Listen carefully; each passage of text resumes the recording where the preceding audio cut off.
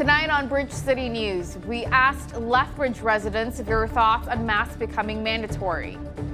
The Alberta government is eliminating more than 10,000 commercial carrier permits. And persecuted Christians are facing the horrific dilemma of being refused COVID-19 aid if they refuse to renounce their faith. Your nation, your province, your southern Alberta. From the heart of Lethbridge, it's Bridge City News Weekend Edition. Good evening, I'm Loris Alexander. Thank you for joining us. Lethbridge City Council recently voted to make wearing masks mandatory on public transit effective August 4th. Council also asked our city manager to look into the feasibility of making wearing masks mandatory indoors in all of City of Lethbridge facilities no later than August 10th. BCN's Ainsley O'Reilly took to the streets and asked people in Lethbridge what they thought of the idea. It's an issue that's been debated over social media among residents all week. Should wearing a mask in a public space be mandatory? Many Canadian municipalities say yes. But what do people in Lethbridge think?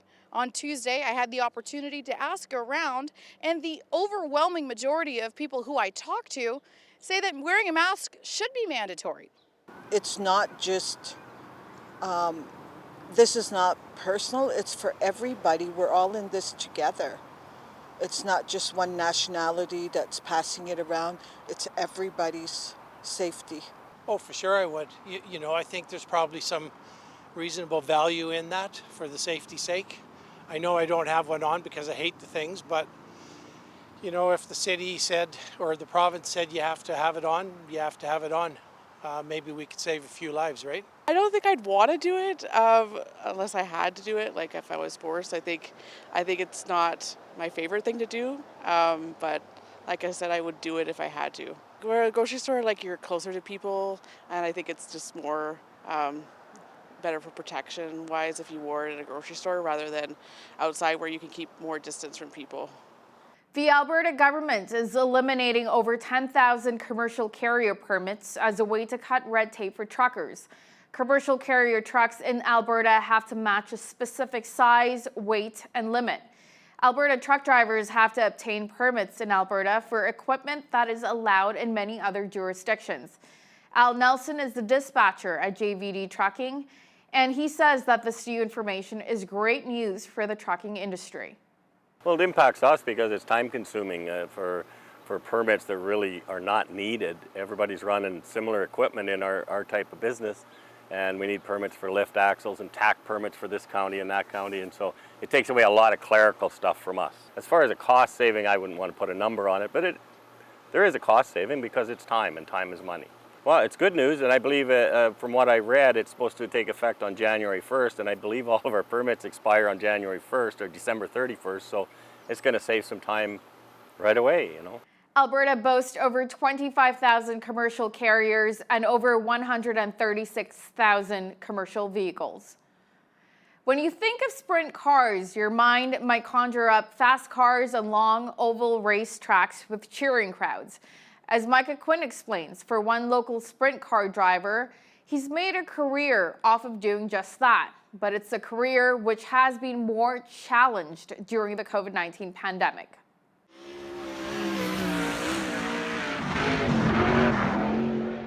Going speeds of up to 160 kilometers an hour and faster comes easily enough to Kelly Miller. He's been racing sprint cars for the past 13 years, and this is his baby. This is a ASCS 360 sprint car. It's roughly 700 horsepower, it weighs 1475 with me in it, and yeah, depending on the track size, it can get going anywhere from 100 miles an hour to 120 miles an hour. Miller races in Alberta and in some of the Midwest states, but he hasn't been able to this year because of the United States border closure due to COVID-19. We do like to travel. That's the way we get to expand and grow, and I'd say, you know, this year, given the fact of COVID-19 has really put a hardship on us on our traveling. We have gotten to race up in Edmonton once already, and we hope to get out a couple more times. But yeah, hopefully 2021 we'll be able to hit a lot of the Midwest states. Over the past few years, Miller has won his fair share of trophies. I believe last year we did win the NSA points championship, which kind of ventures into Montana and Alberta. So that was a pretty decent sized trophy, I guess you could say, right? A little bit of an accomplishment. And honestly, over the last 3 years, we've been very competitive across the Midwest and in Alberta. Our trophy cabinet and garage is very full, so I'm very, very, very lucky. Miller says he's thankful for the constant support he's gotten over the years, from family and locally as well, to ensure he can continue to do what he loves. For Bridge City News, I'm Micah Quinn. If you've been waiting to get your hands on some Tabor corn, you may be in luck. Johnson Fresh Farms is doing a soft launch, making their world-class vegetable available at a few select locations. BCN's Ainsley O'Reilly caught up with the Johnson family. They're too excited for this year's bumper crop. Corn season is officially underway. Johnson Fresh Farms in Tabor is known for its world-class product, and they've done a soft launch in various southern Alberta towns starting Thursday. Pretty much everyone who just loves corn and can't wait for it, and they kind of understand that, all right, the very best stuff isn't quite off the bat, but hey, they're ready for corn, and it still tastes really good. So last year, a big hailstorm wiped out much of their harvest. And this year, an early hailstorm impacted the Johnson family as well. This year, we had a big hailstorm that came earlier, so it gave the stuff that was involved a little time to recover, but we'll see how that all plays out. Johnson Tabor Corn and Potatoes posted to its Facebook that the corn is ready to go, and it's already been shared over 2,100 times. It's always nice when we still get tons of emails and stuff about people who have just fabulous corn and love it. Some locations in Lethbridge that are participating in the soft launch include the Movie Mill, Fast Gas, and Nutters. For Bridge City News, I'm Ainsley O'Reilly. Have you experienced a call asking for your personal credit card information or money, usually in the form of gift cards? Many times the callers will tempt you with government grants if the recipient pays with a prepaid debit card or gift card. Shauna K. Thomas from the Better Business Bureau says they're offering tips for ways to spot these government imposter scams. If they're asking for your personal information as well, be very wary of that. Usually government agencies can confirm with you your personal information, and then they will go ahead and proceed with a conversation. But if these people are asking you what your personal information is, you want to be very, very careful of that. So look out for those subtle red flags. They're aggressive. They're asking you for personal information. They're asking you to wire money to them or to send money with gift cards or using a prepaid debit card, for example, to make a payment. Those are red flags you want to be looking out for. Persecuted Christians are facing the horrific dilemma of being refused COVID-19 aid if they refuse to renounce their faith. In response, Open Doors is mobilizing their partners in some of the worst hit countries to provide vital emergency food supplies. Persecution watchdog Open Doors UK and Ireland says it's inundated with reports of Christians worldwide who are being asked to renounce their faith in exchange for emergency COVID-19 aid. Christians from countries including Bangladesh, India, Sudan and Malaysia say they're facing an ultimatum. They must abandon their faith if they want to receive emergency food. Ilya Jardi, Open Doors senior analyst on freedom of religion and belief in sub-Saharan Africa, says the biggest challenge in this region is how much the Christians rely on the support of their community in the midst of a crisis like this. This kind of persecution is coming from the community. It's a domestic persecution. When part of the community will turn against them and ask them to renounce, otherwise they will not get that kind of support from the community. We pray for the protection, for the safe delivery of this really needed aid so that it can reach the marginalized group, people who are in desperate situation because of their faith. Peter Wooding for the Global News Alliance. Recapping one of our top news stories, Lethbridge City Council recently voted to make wearing masks mandatory on public transit, effective August 4th. Council also asked our city manager to look into the feasibility of making wearing masks mandatory indoors in all City of Lethbridge facilities no later than August 10th. And a look at weekend weather. A heat warning remains in effect for much of southern Alberta today. Today, sunny with a high of 32. Tomorrow, sunny in the morning, then a mix of sun and cloud with a 30% chance of showers and a risk of thunderstorm in the afternoon. Also, a low of 12. Everyone struggles with a challenge, an ailment, distress, or heartache that can lead to hopelessness. BCN's Jeanette Roche spoke with Dr. Gregory Jantz on helping people overcoming life's challenges in his book, 5 Keys to Health and Healing. That interview is up next. As the COVID-19 pandemic continues to wreak havoc around the world, many are grappling with loneliness, anxiety, and depression. It seems like we've lost control and perhaps we've lost a little hope. Today's guest has some timely advice and encouragement. Dr. Greg Jantz is a psychologist and author and founder of the Center, a Place of Hope, one of the top facilities for treatment of depression in the U.S. His latest book is 5 Keys to Health and Healing. Dr. Greg Jantz, thank you so much for joining us today. Oh, such an important topic and good to be with you today. Awesome. So your book starts out by saying everyone struggles with challenges in life, but we all need hope. Why is hope so vital to our health? Well, you take this panic pandemic we've been in. I'm calling it a panic pandemic, but now we've got to shift and look at this pandemic with a purpose. And the purpose has got to be we've got to reset some things in our life. And so what I talk about, and we work with folks who come in from all over to work on anxiety and depression. And the reason being is we've reached an emotional saturation point. People have reached their limit. They're on this edge of despair. And so today our topic of hope, and hope comes when you have a plan. Today we want to help begin to create a plan for hope. Yeah, exactly. Now, why is it that we tend to worry so much? And how can we learn to control our thought life? Yeah, how about that? We have a lot to worry about right now, too. It's where we put our point of focus. Some of us learn to be really good worriers. And so you have a pandemic, you have a lot to worry about. And we can keep layering our life with worry, which will take us to anxiety. By the way, if you have anxiety, if you have physical symptoms. So I got sweaty palms, my heart rate's up, shortness of breath, digestive, aches and pains.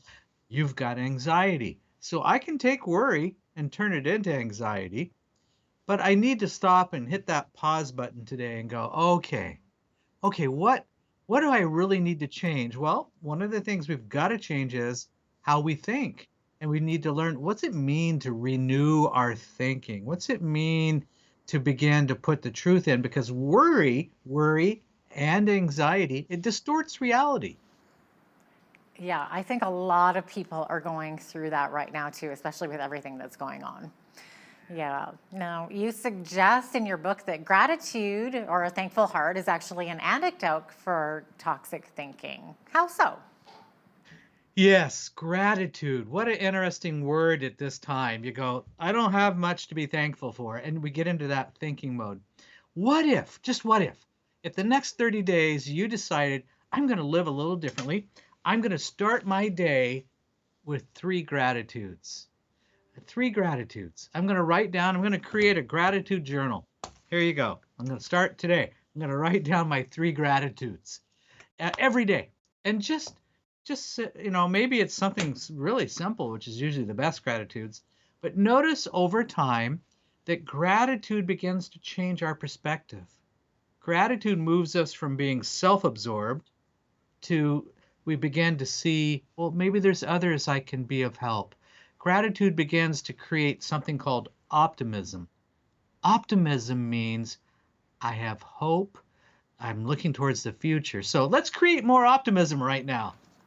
Yeah, I agree. And I mean, it's so easy to allow those negative emotions to take control. So, I mean, like anger and fear, right? You refer in your book to anger, fear, and guilt as an emotionally toxic trinity. Can you explain?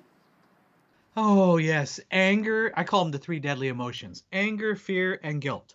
Anger, another word for anger could be hurt. Another word for anger could be frustration.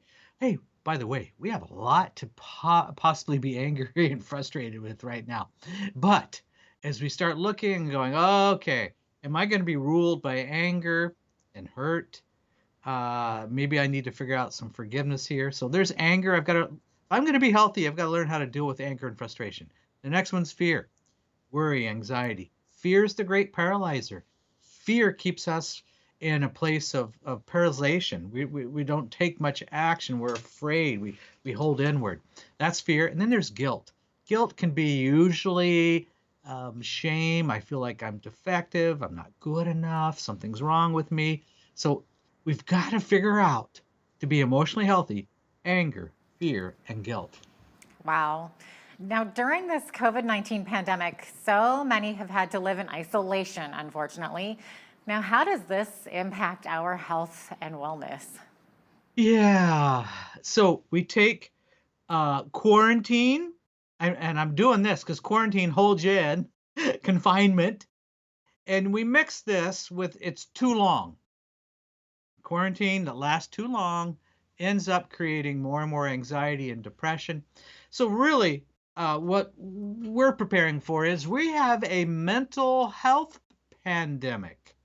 We're going to have more mental health issues emerging as they are already than ever before. And so we want to be prepared to deal with this. We want to be prepared to really deal with the anxiety and depression.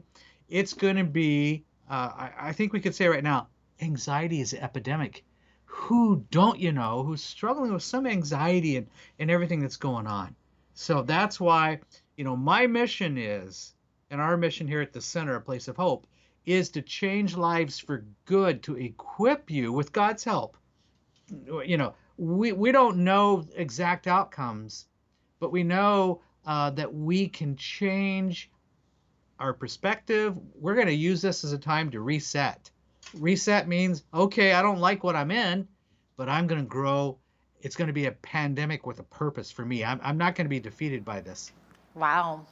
This isolation reduces the opportunity to maintain our relationships too. Now, in your book, you talk about the importance and the qualities of good relationships. Yes. So relationships. So if we're isolated, maybe many of our relationships have been digital. Oh boy. And we've been digitized. Yeah, our relationships. And here's the issue. It's okay as an emergency provision to be able to have all the ways we can communicate digitally. But you know what? We need one another. And we're designed for touch. We're designed for hugs. We're designed for in-person interactions. And so let's remember the importance of that. It really is important. So as we emerge, reintegrate from all this, we need to remember real life relationships are important. Yeah, absolutely.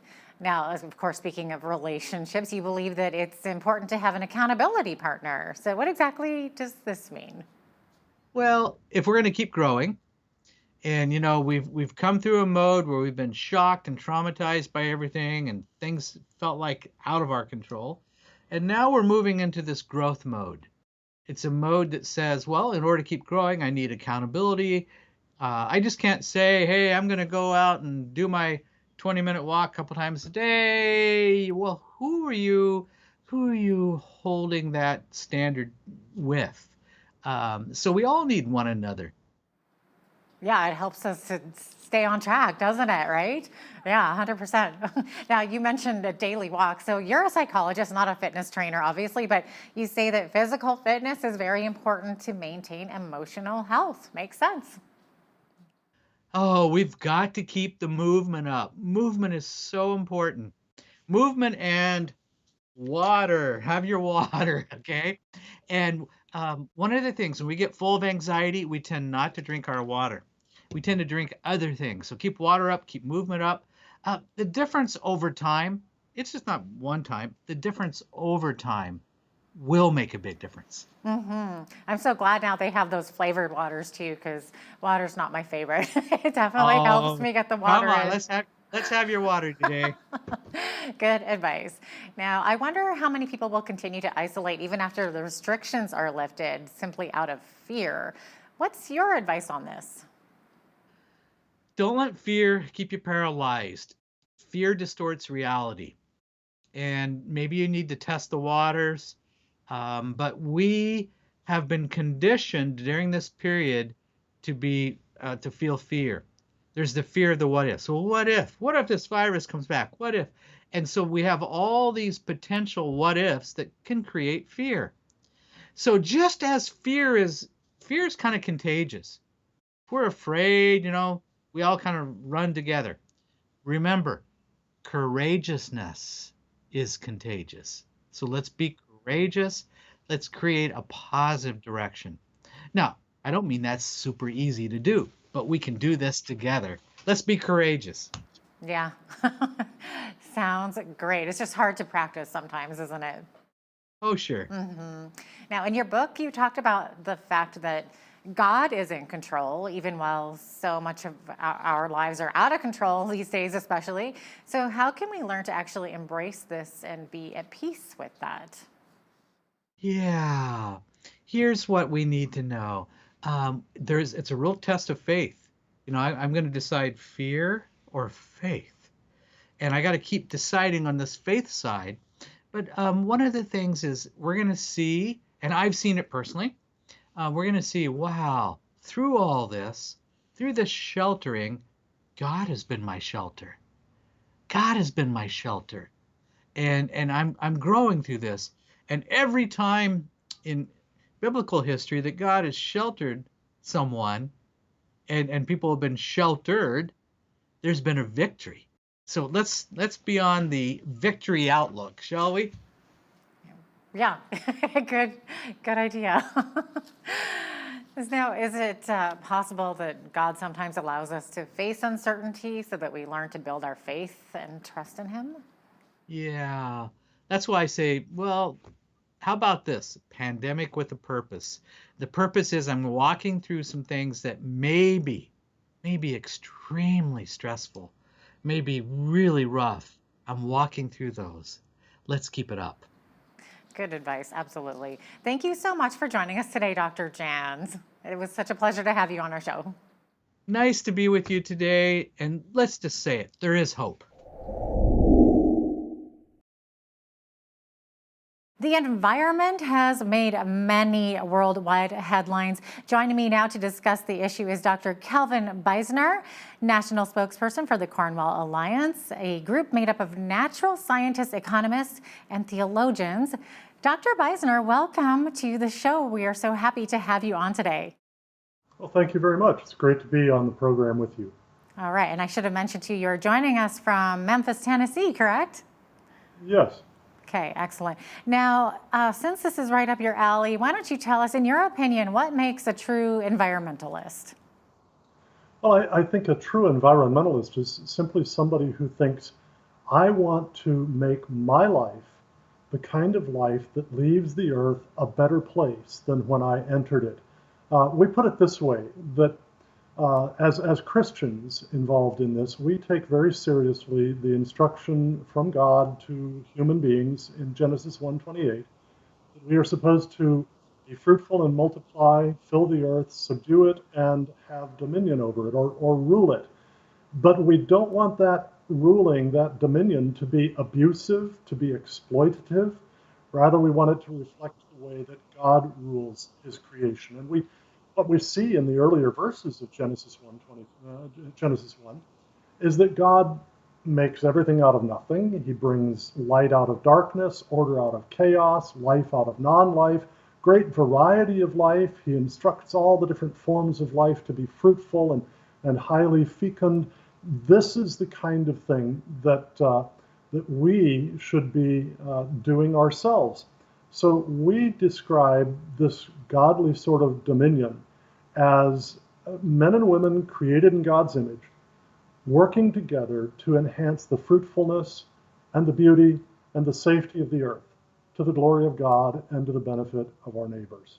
Now, you have written a book called Creation Stewardship.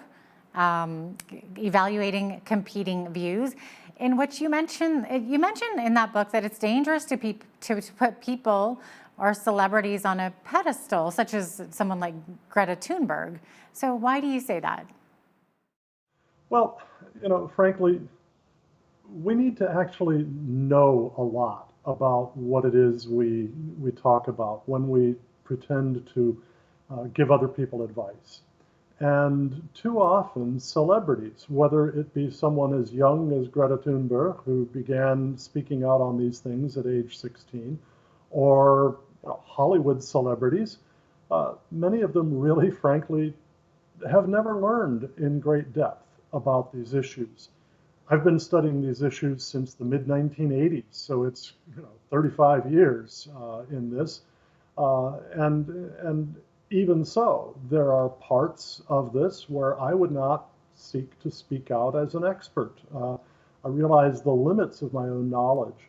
So what we need to do is to go to people who really have true expertise on these things. That's why I put together the Cornwall Alliance the way we did. We have just under 70 scholars in our network. About a third are natural scientists, including some of the world's top climate scientists. About a third are economists and policy wonks, and about a third are theologians and philosophers. So we try to bring all of those different insights together to address highly complex problems. And if we don't bring the different disciplinary backgrounds together, we're likely to have rather narrow, superficial approaches to solving very difficult problems. Mm-hmm. Now, you wrote an interesting piece on your blog with the headline, Global Average Temperature Plummets, Tropical Temperature Fall, third biggest on record. Were you trying to make a point there? The point is not that that proves that global warming isn't real. No, it doesn't prove any such thing. The point instead is that what we get in the climate debates is that the advocates of the notion of catastrophic anthropogenic global warming, man-made global warming that is catastrophic, will point to every heat wave, every temporary uptick in temperature as evidence that global warming is not only real, but is potentially catastrophic, that it is overwhelmingly man-made, things of that sort. But they won't do the same with downticks in temperature. And so I'm just simply pointing out an inconsistency. If that brief downturn in global average temperature about 2 years ago was not evidence against, then a brief upturn is not evidence for. What we need to be doing is looking at very long-term data and looking for real trends rather than anomalies in the trends. And the long-term data do show us that, well, the Earth's average surface atmospheric temperature has risen by roughly a degree Celsius since about the middle of the 19th century. And I think that human emissions of carbon dioxide have contributed to that, but the notion that it's catastrophic, the notion that it is overwhelmingly human, man-made, those notions I think are not well established in the actual evidence. Okay, so we need to be careful not to fall into misleading information, basically, is what you're saying, whether it comes to social media or headlines. So how can the average viewer know what headline to trust? Well, the self-serving answer for me would be to say, come to cornwallalliance.org, cornwallalliance.org. But, really, the Apostle Paul tells us in 1 Thessalonians 5:21, test all things, hold fast what is good. So this is why when we post things on the Cornwall Alliance's website, we make sure that we have links to sources of outstanding scholarly work so that people are able to check the figures for themselves, check the data. That's part of what we're supposed to do as Christians. And that's really the heart of what it is to be scientific. The Nobel Prize-winning physicist Richard Feynman said that the key to science is that when we have a hypothesis, a guess as to how something works in nature, we set up experiments to see whether what what would happen if our guess were right really does happen. And if the observations that come from the experiment, whether in the laboratory or out in the real world, if the observations contradict the prediction, then our guess, our hypothesis, even our theory is wrong. And it doesn't matter how smart we are or how beautiful our guess was or anything else. If observation contradicts theory, then the theory is wrong, and we have to go back to the drawing board. And that's what we get essentially in terms of the claims of very rapid, potentially catastrophic global warming. Those claims are all based not on empirical observations, but on computer models of how the atmosphere responds to added CO2. And the models, on average, predict 2 to 3 times as much warming as actually observed over the relevant period. That means the models are wrong and they really need correction. Well, so you mentioned CO2, and we were talking about headlines. So headlines tell us that CO2 emissions from fossil fuels is the main cause of global warming. But you disagree with this claim, right? Well, I think it's actually theoretically possible that that's true. What I think is that the best empirical evidence indicates that it's probably not true. Notice I said probably. I think in many, many different scientific things, we're quite mistaken to speak with total confidence and assurance. I would be wrong to say, well, it's a settled matter that CO2 from fossil fuels is not the primary cause of warming. I also think it's wrong to say, well, the science is settled. CO2 is the primary cause from burning fossil fuels. Here's why I say what I do. It's precisely because the computer models of global climate predict 2 to 3 times as much warming as actually has been observed in response to the added CO2 in the atmosphere, that we know, therefore, that the models are wrong, that they are over-predicting the amount of influence that CO2 has on global average temperature. When we look back through the history of global temperatures, we see that there have been very similar periods of warming in the past, such as the Minoan warm period, the Roman warm period, the medieval warm period.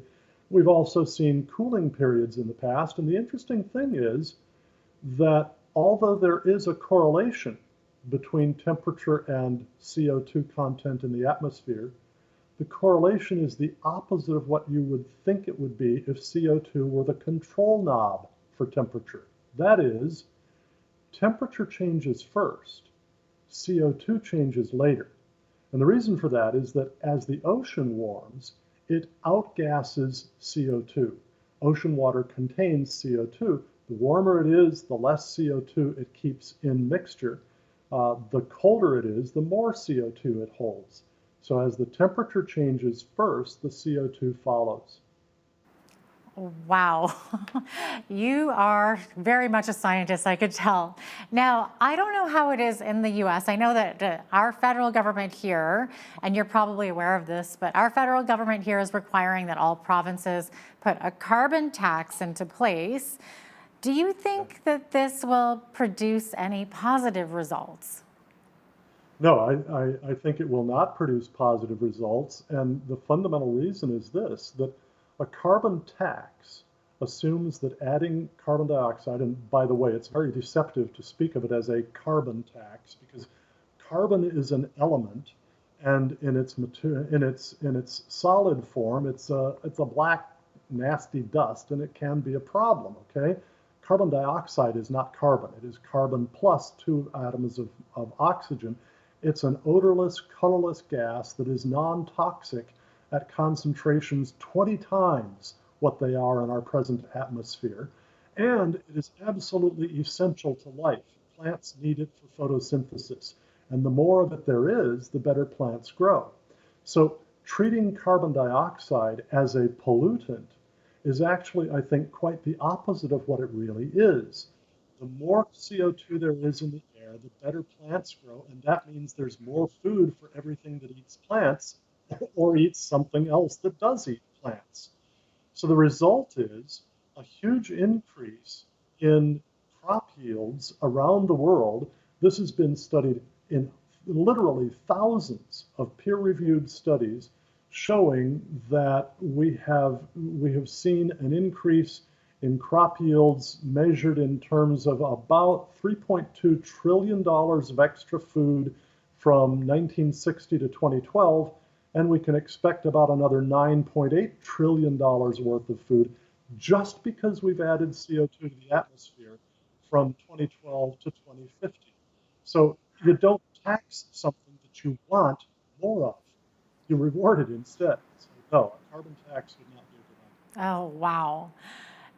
Now, Dr. Weissner, you believe that the current global response to climate change actually could have some implications, especially for the poor, right? I do. And that's simply because everything that we produce, we do it using energy. It takes energy to grow food, to process food, to transport food, to make clothing, to make shelter, to have communication. We're using energy right now in this Skype call. It takes vast amounts of energy to lift and keep whole societies out of poverty. Now, the less expensive energy is, the more of it people can use. And in fact, historically, it has been access to abundant, affordable energy, primarily through fossil fuels, coal, petroleum, and natural gas, that has lifted and kept whole societies out of poverty. If we're going to fight allegedly catastrophic, allegedly overwhelmingly man-made global warming by pushing fossil fuels out of our energy mix, we're going to do two things. One, we're going to raise the cost of energy because the fossil fuels are the cheapest source aside from nuclear and hydro. They're much cheaper than wind and solar when you count everything into the price. But two, we're also going to make that energy less reliable. The wind isn't always blowing, the sun isn't always shining. And because of that, you don't have a steady input of energy into the electric grid. That means you have an unstable grid. The more unstable it is, the more you're going to have brownouts and blackouts, and those things kill. Now, a lot of Western nations are phasing out coal. How much of a problem is coal to the environment? Well, if you burn coal in a really sloppy way, coal burning can be a very big problem to the environment.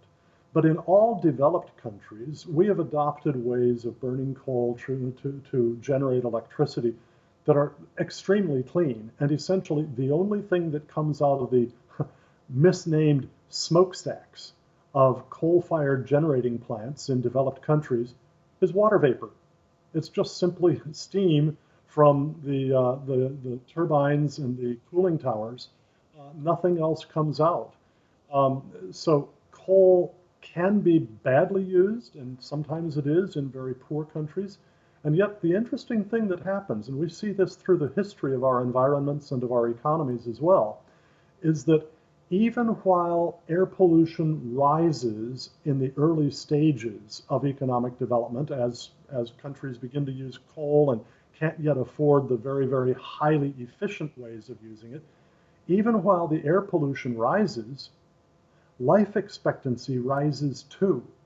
And what that means is that the benefits of all of the economic development, driven in part by the use of coal, outweigh the risks. And then as people get wealthy enough, they can afford to adopt the cleaner technologies of using coal, and then you get rid of the pollution, and at the same time you have the benefits of that economic development. Dr. Weissner, we're out of time, but thank you so much. We really appreciate you joining us and sharing your expertise with us.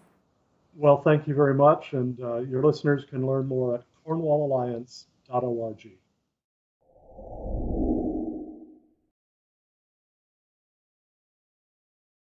The human body is an absolutely amazing piece of work. It's so incredibly complex, with each body part serving a specific purpose.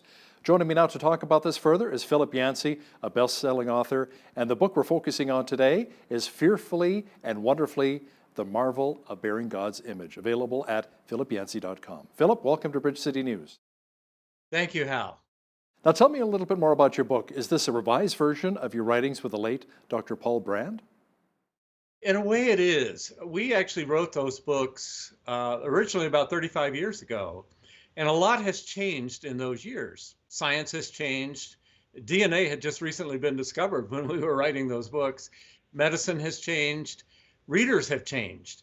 And so I didn't want Dr. Brand's legacy to be lost, and I took the material we had to work with and reshaped it, kept the most interesting stories, tried to bring it out in a different way for a new generation, just to keep this heroic man's legacy alive.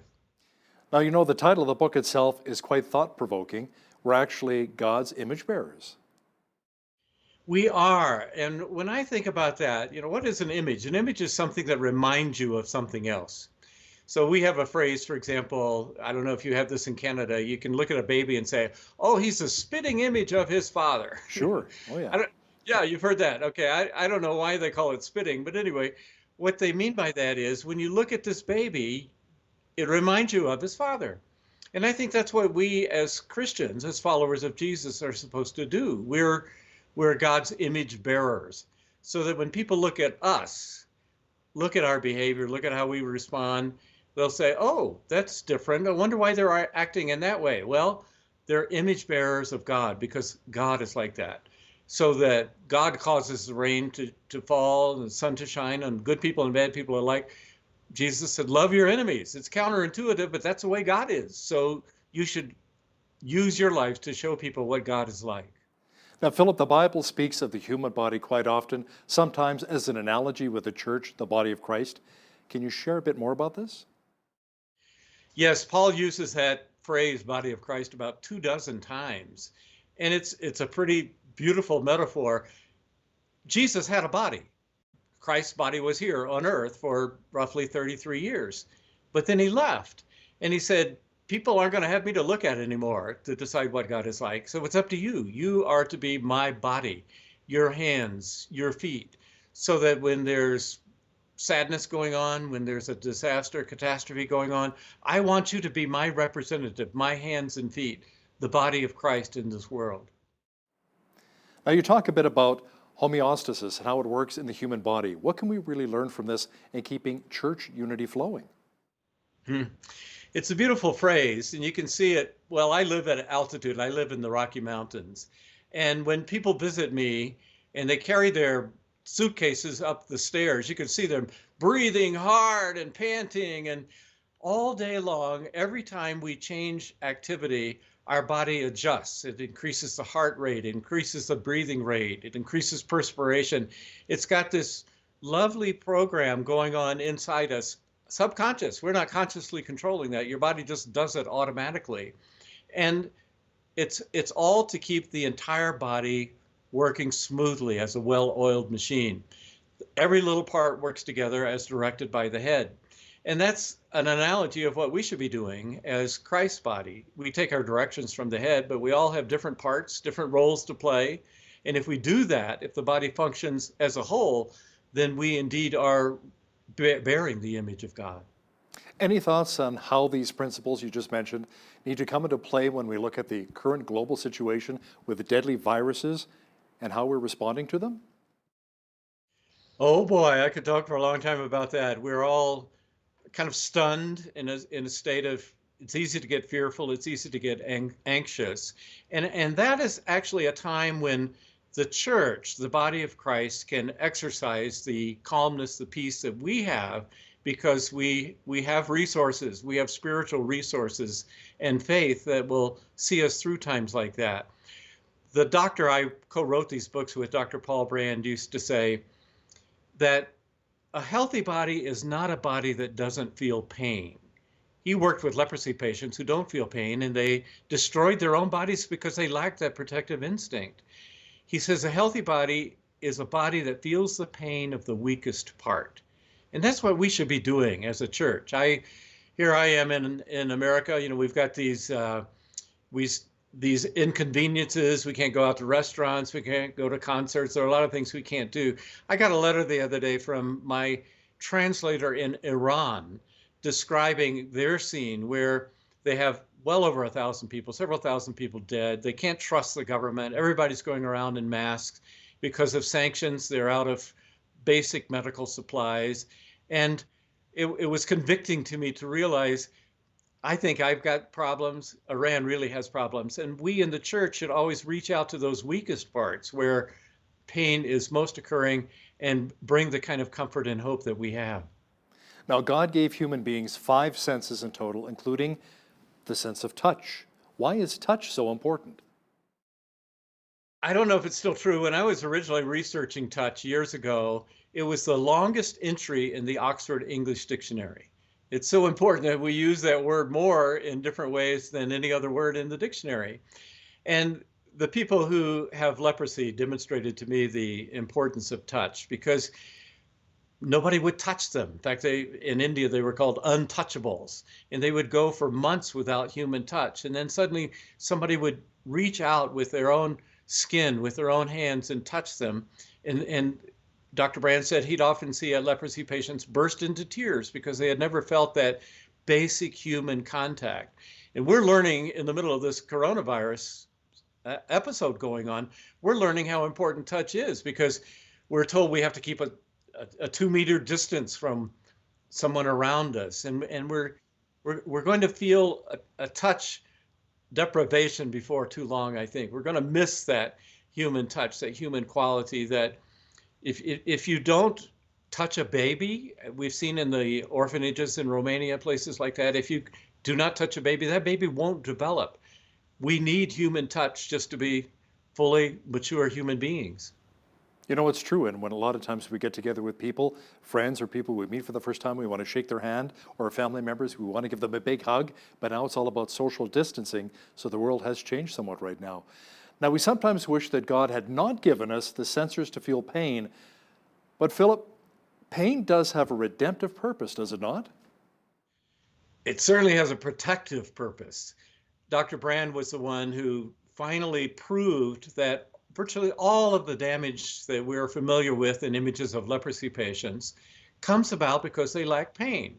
So, easy example, the entire time we've been talking, we blink every few seconds. In fact, you blink about 28,000 times a day. Why do you blink? Because if you don't, your eye dries out. So that blink is a wonderful lubricating mechanism. A leprosy patient loses that little tiny subconscious pain cell that says blink, blink, blink, and he can go all day without blinking. Gradually his eyes will dry out, or he may reach up and scratch his cornea and not even know it. And so what the Brands did, we've got to somehow work around that, because he lacks the protective value of pain. We've got to build in another way to make him blink during the day. And there are pain cells all over our body getting us to shift our weight or change the way we walk, to let us know you need to make an adjustment here. Pain is our friend. It's a language that tells us, pay attention, pay attention. And without pain, you wouldn't go to a doctor. Doctors, the only thing they've got to go on is, where does it hurt? Describe your symptoms to me. So pain it starts out as our friend. It feels like an enemy a lot of times, but it starts as a language, the most effective language to get our attention about something very important to our health. You know, my doctor has a great sense of humor, Philip. I say to him, you know what, it really hurts when I do this with my elbow. He says, well, don't do that with your elbow and it won't hurt. I go, oh, okay, that makes sense. Sure, why not? Now, the human eye, let's go back to the human eye. You were just discussing it for a moment here, is absolutely amazing, but it's so complex. We stand in awe, and it really points to the fact that there clearly is a designer who created the human body, and it didn't really happen by accident. What really can we learn from our eyes? Oh, you could go on forever about eyes. Dr. Paul Brand's wife was an ophthalmologist, and she used to wax eloquent about what she saw. It's actually the one window into the rest of the body. You can see blood cells floating around by looking at, with instruments that a doctor has into the human eye. And cell phone cameras have improved a lot. But every time I go out to the mountains and take a picture, I know I'm not going to come close to reproducing the depth of field, the colors, the variety. The human eye has like 130 million cells lined up, each one triggered to a different light reception. And somehow out of all of that, it assembles what we believe is reality. It's what is around us, what we see. the human eye is probably the most impressive of all the organs that our bodies have that show how fearfully and wonderfully made we are.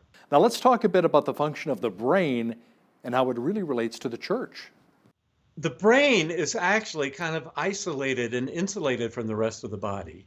It doesn't feel pain. In fact, brain surgeons tell me that once you get through the skull, you can't hurt the brain. If you stick a pin in it, if you stick a match on it, you don't feel pain. There are no pain cells in the brain. There don't need to be, because the brain is isolated, it's protected.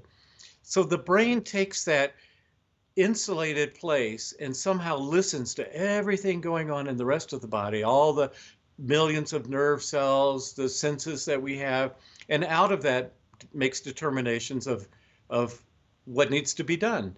If I want to move my hand, there are millions of calculations going on to my brain, giving the orders to this muscle group and not that muscle group, and am I moving it near a stove, those kind of things. What amazes me, Hal, is that when Christ became the head of the church, he, in a sense, receded and he said, okay, it's up to you guys now. And he tells us that when we pray, we are actually giving data to the head to make those determinations. What should we do next? So what an act of humility. Christ came, the maker of the universe, came first inside a human body. That was pretty humbling in itself. Philippians 2 says, then it became a slave, and then it became a crucified servant.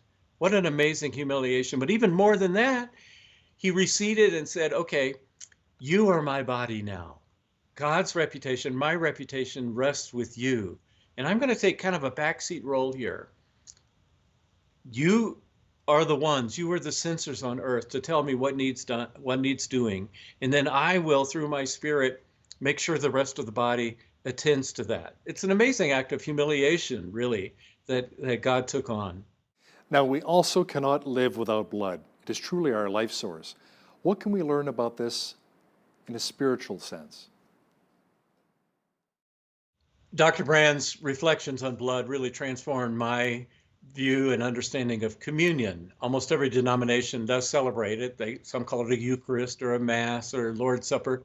And we're all remembering Christ's death. But actually what we're also remembering is we're taking in Christ's life, much like a transfusion.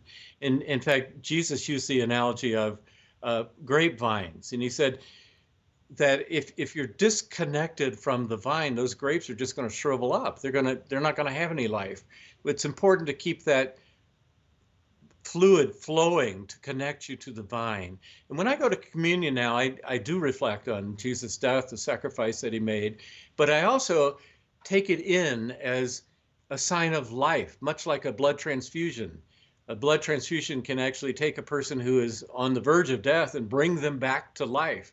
And sometimes I feel like that at the end of a week, and I need that transfusion. I need that spiritual jolt, that connection with the rest of the vine. Spiritual health is even more important than physical health, but God does want us to take care of our own bodies, his holy temple as well. Talk about the importance of that. Absolutely.